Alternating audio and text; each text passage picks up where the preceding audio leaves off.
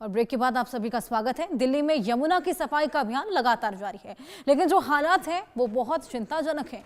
यमुना नदी में अब असरगरपुर के लिए सैंपल में जनवरी 2024 में फिकल कॉलिफॉर्म बैक्टीरिया तकरीबन 79 लाख की बात कर रहे हैं। फरवरी 2025 की रिपोर्ट अनुसार ये आंकड़ा 1,60,00,000 तक पहुंच गया, जो कि बहुत ही चिंता का विषय है। ऐसे में सवाल ये खड़ा होता है कि क्या पूर्व की आप सरकार यमुना के आंकड़ों के साथ खिलवाड़ कर रही थी या अभी केमिकल वेस्ट ज्यादा बढ़ गया है।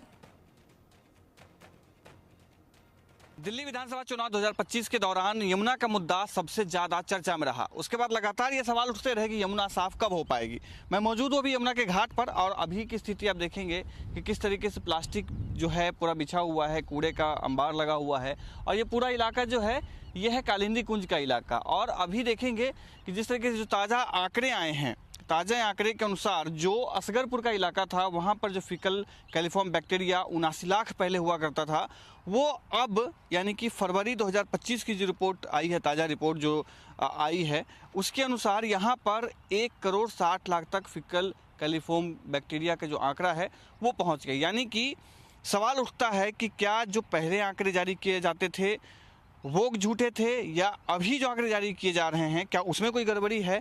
क्योंकि जिस तरीके से कूड़ा कचरा साफ़ किया जा रहा है, यमुना में पानी को लेकर के काम किया जा रहा है, दावा ये किया जा रहा है कि 1,300 टन कचरा जो है यमुना से निकाला गया है, तो उसके बाद भी ये फिकल कैलिफॉर्म बैक्टीरिया इतना ज़्यादा कैसे हो सकता है। क्या नाले के माध्यम से सीवर का पानी ज़्यादा छोड़ा जा रहा है, ये सवाल जो है उठता है।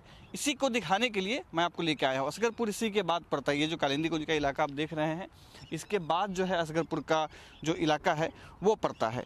एक चर्चा जो है अब करना अभी एक और ज़रूरी है कि जो दिल्ली के 7 पॉइंट्स हैं, 7 पॉइंट्स के यमुना के जो सैंपल हैं वो विफल हुए हैं अपने नॉर्म्स को फॉलो करने में। मैं इसी पे बात करूंगा आज। हमारे साथ में विक्रम जी हैं और विक्रम जी और नैतिक दोनों यमुना पे काम कर रहे पिछले कई सालों से। सर, सबसे पहले आपसे जानेंगे कि क्या आप जब देखते हैं यहाँ पर साफ़ सफाई करें, अभी ये स्थिति इस तरीके से है, इसमें क्या कठिनाई है, आखिर इतनी ज़्यादा गंदगी क्यों है यहाँ पे?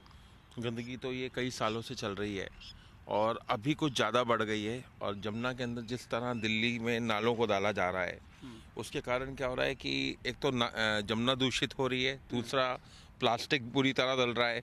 आसपास जो कंस्ट्रक्शन साइट्स हैं वहाँ से मलबे को यहाँ पे डाला जाता है, तो कहीं ना कहीं यमुना को दूषित करने का यही कारण है।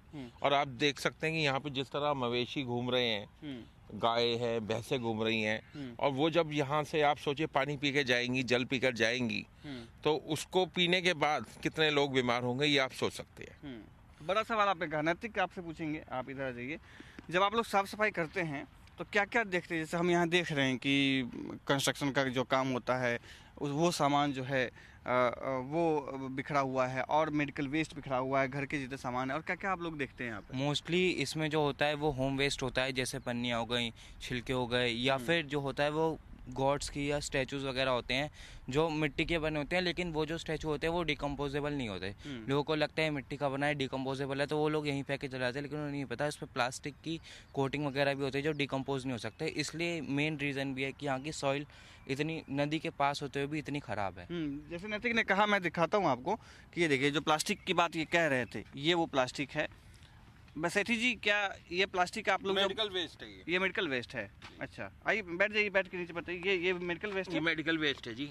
ये वो है अपना, जो आपने देखा होगा कि कई बार पैक्स होते हैं जो दवाइयों के साथ एक पैकेट फ्रिज में रखने पड़ते हैं, ये वो है। और ये सारा इन्होंने जब एक्सपायर हो जाता है तो ये मेडिकल वेस्ट को यहाँ फेंक देते हैं जमुना के किनारे। तो इससे क्या लगता है कि यमुना को क्या नुकसान होता होगा?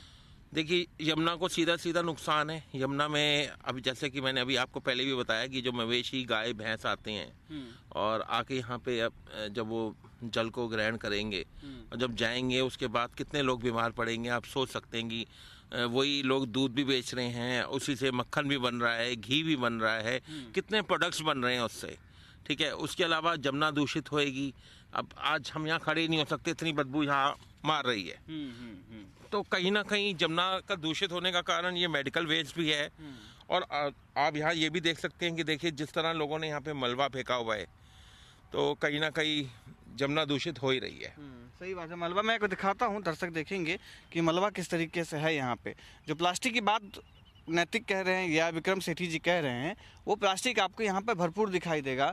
मेडिकल वेस्ट जो है वो यहाँ पे आपको भरपूर दिखाई देगा। जो घरों में इस्तेमाल किए जाते हैं प्लास्टिक, वो सारा यहाँ पे इस्तेमाल दिखाई आपको फेंका हुआ दिखाई देगा।